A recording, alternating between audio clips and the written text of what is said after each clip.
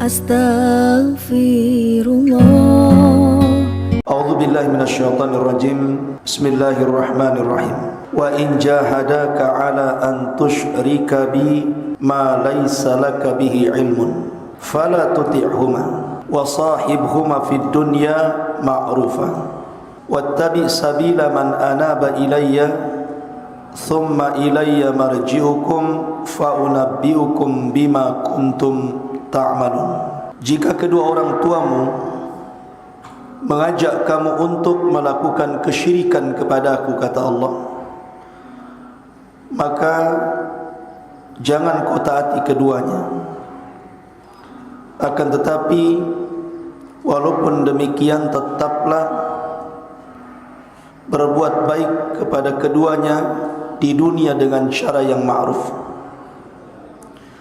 dan ikutilah jalan orang yang kembali kepadaku, kemudian kepadakulah tempat kembali kalian, dan saya akan habarkan kepada kalian apa yang telah kalian lakukan. Surah Luqman ayat 15 ini, asbab nuzulnya adalah kepada salah seorang, satu di antara al-asyratu al-mubasyirina bil jannah, satu di antara 10 sahabat yang dijanjikan masuk surga. Siapa dia? Sa'ad ibn Abi Waqqas radhiyallahu anhu. Sa'ad bin Abi Waqqas ini masuk Islam sangat mudah sekali. Bahkan dia 4 di antara sahabat atau 3 di antara sahabat yang mula-mula masuk Islam. Ketika dia masuk Islam, dia diuji dengan ibunya. Ibunya tidak terima dengan keislaman Sa'ad bin Abi Waqqas ini, sampai ibunya mengatakan, "Ya Sa'ad, ma hadha ad-dinul ladzi ahdatsta fi?" Wahai Sa'ad, agama apa yang kau bawa ini? Kenapa berbeda dengan agama nenek moyang kita? Maka akhirnya ibunya mengancam Sa'ad, kalau dia tidak kembali kepada agama moyangnya, maka ibunya akan bunuh diri dengan cara tidak makan, tidak minum, kemudian akan berada di tengah-tengah terik matahari sampai meninggal atau saat kembali kepada agama moyangnya. Tapi Sa'ad bin Abi Waqqas ini orang yang sangat teguh dalam memegang agama. Dia mengatakan kepada ibunya, "Wallahi ya ummi, law kanat laki alfu nafsin," dalam riwayat mi'atu nafsin, "thumma kharajti nafsan ma taraktu dini hadha li syai'in abada." Wahai ibuku, demi Allah, kalau seandainya engkau memiliki 1000 nyawa, dalam riwayat 100 nyawa, kau keluarkan satu-satu nyawa itu untuk mengancam diriku agar aku meninggalkan agama Rasul, demi Allah, aku tidak mungkin meninggalkan agama yang mulia ini selamanya. Kemudian Sa'ad mengatakan, kalau engkau ingin seperti itu, menahan makan, minum, atau berjemur di atas terik matahari, silahkan lakukan. Saya tidak akan mencegahnya, tapi saya akan tetap istiqomah di atas agama Muhammad sallallahu alaihi wasallam. Maka ketika melihat putranya istiqamah di atas agama Rasul, akhirnya ibunya menyerah. Ujung-ujungnya makan juga, minum, takut mati. Sebab itulah kemudian turun ayat ini, "Wa in jahadaka 'ala an tusyrika bima laysa laka bihi 'ilmun fala tutihuma." Kalau kedua orang tuamu, wahai Sa'ad, mengajak untuk menyekutukan Allah dengan sesuatu tanpa ilmu, jangan taati keduanya. Walaupun demikian, artinya walaupun kedua orang tua kita ini kafir, anggaplah seperti itu, maka tetap engkau berbuat baik di dunia dengan kedua orang tua yang kafir itu dengan cara yang ma'ruf. Ma'asyiral muslimin yang dimuliakan Allah Azza wa Jalla, sedikit saya akan jelaskan biografi Sa'ad bin Abi Waqqas. Sa'ad bin Abi Waqqas ini sebab keislamannya karena dia mimpi. Jadi dia mengatakan, ra'aitu fil manam, aku melihat dalam mimpiku sebelum aku Islam, ka'anni fi dhulmah, seolah-olah aku berada di atas kegelapan. Tiba-tiba id adha'a li qamarun, tiba-tiba ada cahaya bulan menerangi kepada sebuah tempat. Tiba-tiba aku diperlihatkan 3 orang.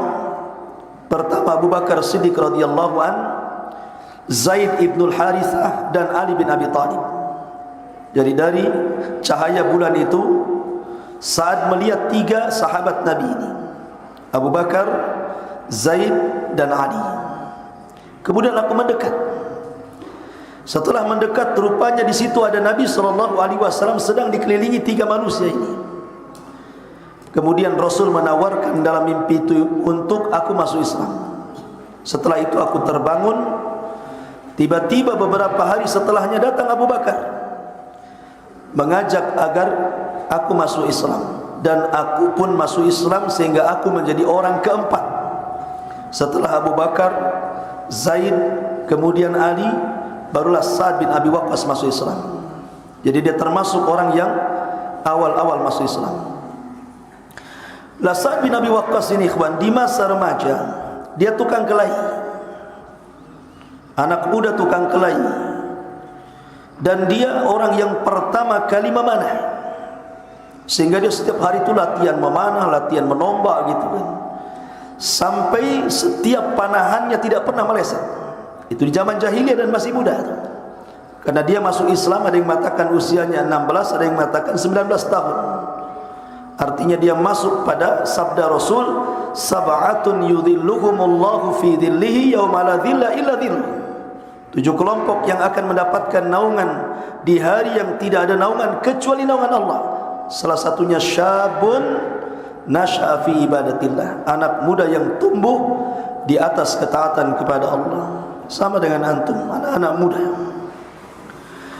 Nah, ketika Sa'ad sudah masuk Islam, saat ini hijrah bersama rombongan, dan dia rombongan kedua setelah Mus'ab bin Umair dan Abdullah ibn Umi Maktum. Maka rombongan yang kedua hijrah salah satunya Sa'ad bin Abi Waqqas.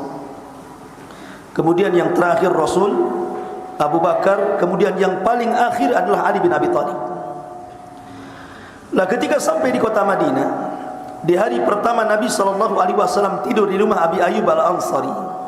Karena kita tahu bahwa perjalanan hijrah Rasul itu bahaya, dikejar musuh, sehingga Rasul khawatir ketika dia tertidur tiba-tiba musuh datang. Maka Aisyah radhiyallahu anha menceritakan bahwa Rasul menginginkan ada seorang sahabat yang menjaga rumahnya. Tiba-tiba datang Sa'ad bin Abi Waqqas menawarkan dia yang menjaga malam itu untuk keselamatan Rasul. Setelah Rasul terbangun di pagi hari, rupanya dia bertanya, siapa yang menjaga malam ini? Maka Aisyah radhiyallahu anha mengatakan, Sa'ad bin Abi Waqqas. Maka Rasul mendoakan Sa'ad bahwa dia orang yang paling mustajabud doa. Kalau dia berdoa, diijabah doanya. Dan itu doa berkah dari Nabi SAW. Makanya nanti ada kisah di zaman Umar bin Khattab. Saat ini kan dipercaya untuk menjadi gubernur Kufah. Rupanya dia difitnah di Kufah itu oleh seorang yang dijuluki Abu Sa'dah. Bahwa Sa'ad itu orang yang zalim, tidak pernah memperhatikan rakyat, sampai kepada mencela solatnya. Solatnya enggak benar saat itu. Akhirnya Sa'ad dipanggil Umar, dan dia mengatakan, ya Amirul Mukminin, aku orang yang hidup bersama Rasul, dan aku paling paham solatnya Rasul.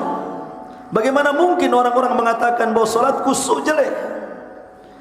Akhirnya yang memfitnah itu dipanggil oleh Umar, namanya Abu Sa'dah ini. Kemudian dia bersumpah, Sa'ad ini begini. Akhirnya Sa'ad ini mustajab doa, ikhwan. Sa'ad ini kalau berdoa pasti dijabah. Kata Sa'ad kepada Abu Sa'dah, ya Abu Sa'dah, kalau ucapanmu itu benar tentang diriku, mungkin engkau tidak ada masalah. Tapi kalau kau dusta dengan ucapanmu tentang diriku, aku doakan semoga Allah panjangkan umurmu. Semoga Allah butakan nanti di akhir hayatmu. Semoga Allah menjadi orang fakir sehingga orang yang meminta-minta di hadapan manusia. Subhanallah, doanya Sa'ad bin Abi Waqqas menjadi sebuah kenyataan. Abu Sa'dah ini diberikan usia panjang sekali. Hidupnya fakir, buta, kesana kemari meminta-minta. Artinya ucapan Sa'dah itu hanya fitnah kepada Sa'ad bin Abi Waqqas. Lah ketika Nabi SAW pertama kali hijrah, kemudian di tahun kedua, tepat di bulan Ramadan seperti sekarang, tanggal 17 Ramadan, terjadi perang besar. Perang yang dicatat perang terbesar dalam Islam, walaupun jumlahnya tidak banyak, tapi ini perang paling besar dalam Islam, perang Badar. Sehingga Allah abadikan idza jaa nasrullahi wal fath, apabila datang pertolongan Allah, maksudnya di Badar dan Fathu Mekah. Sa'ad bin Abi Waqqas ini punya adik namanya Umair ibn Sa'ad. Umair ini baru usianya 15 tahun. Dia ingin ikut jihad, sehingga dia bersembunyi di antara barisan perang itu supaya tidak ketahuan Rasul, karena Rasul itu tidak mau melibatkan anak kecil, apalagi masih 15 tahun. Rupanya Rasul mengetahui ada Umair di balik barisan itu, dipanggil sama Rasul, kemudian ditolak, kamu jangan ikut perang. Tapi Umair menangis sampai datang Sa'ad. Kemudian Umair mengemis kepada Sa'ad agar diizinkan Rasul dan agar berperang seperti kakaknya Sa'ad bin Abi Waqqas. Maka Sa'ad pun meminta kepada Rasul untuk diizinkan. Akhirnya Sa'ad pun berangkat bersama adiknya di Badar. Subhanallah, Sa'ad luar biasa dalam perang di perang Badar itu. Tapi Allah takdirkan Sa'ad pulang dengan selamat, tapi Umair meninggal mati syahid di antara syuhada Badar. Ketika perang Uhud juga, ketika Nabi SAW ketika itu terkepung masuk pada perangkap orang-orang musyrik, tidak ada yang melindungi Rasul kecuali 10 orang. 10 orang yang melindungi Nabi SAW. Salah satunya adalah Sa'ad bin Abi Waqqas dan Talha. Lah yang 8 orang ini mati semua, mati syahid. Sehingga orang-orang musyrik ini mudah untuk mengincar Rasul. Tapi Sa'ad berusaha untuk mencegah mereka dengan panahan-panahannya. Tidak ada satupun meleset, setiap memanah terkena kepada badan-badan orang-orang musyrik, sehingga Rasul bisa diselamatkan. Sampai Nabi SAW mengatakan kepada Sa'ad, lemparlah panahmu, lemparlah panahmu. Sa'ad dan terus melempar panah sampai habis, dan tidak ada satu anak panah kecuali mengenai orang-orang musyrik, sehingga Rasul bisa selamat dinaikkan ke atas bukit Uhud. Dan yang lebih hebat lagi, ketika Nabi SAW meninggal dunia di zaman Umar bin Khattab, pertama kali Umar itu membuka Persia, Syam, itu memerangi Madain. Sementara Madain ini terbentang lautan, ya, terbentang selat bahasa kitanya, ya.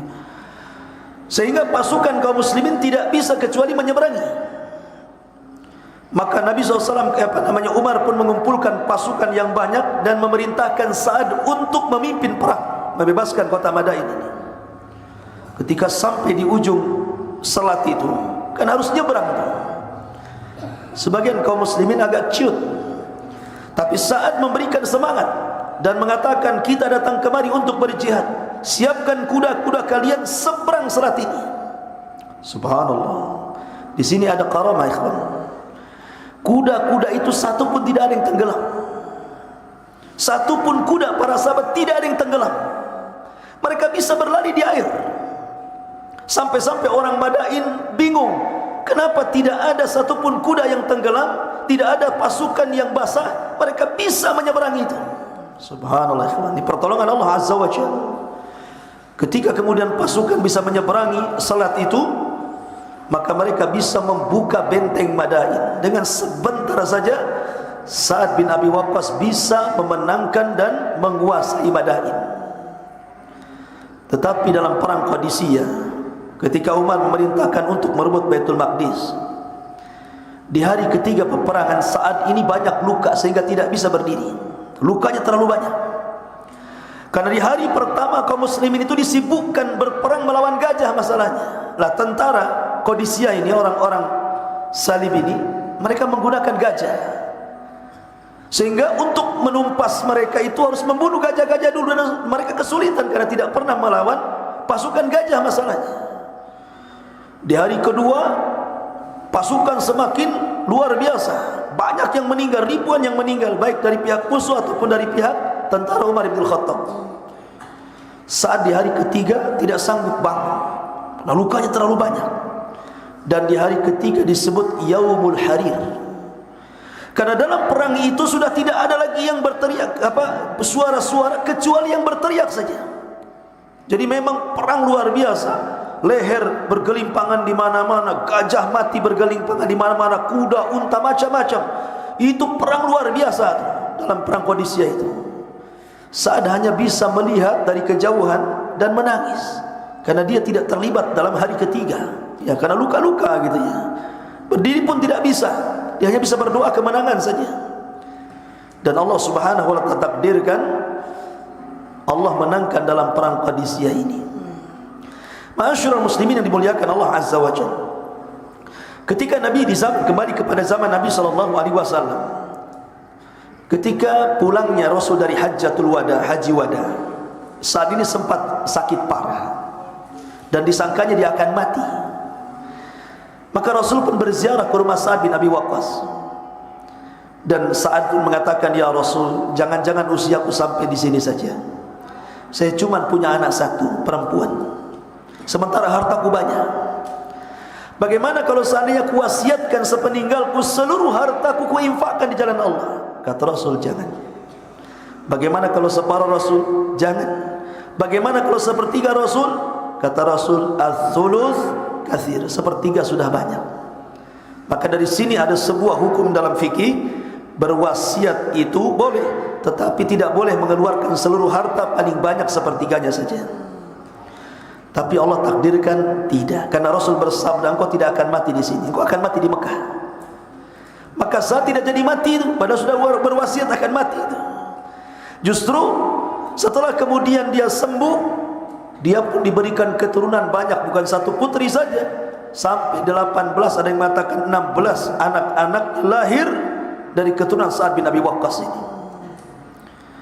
Ma'asyiral muslimin yang dimuliakan Allah Azza wa Jalla, maka di saat atau di zaman Muawiyah bin Abi Sufyan, maka disinilah akhir daripada umur Sa'ad, karena Sa'ad ini adalah sahabat yang terakhir mati dari kalangan muhajirin, bahkan yang terakhir mati dari 10 sahabat yang dijanjikan masuk surga.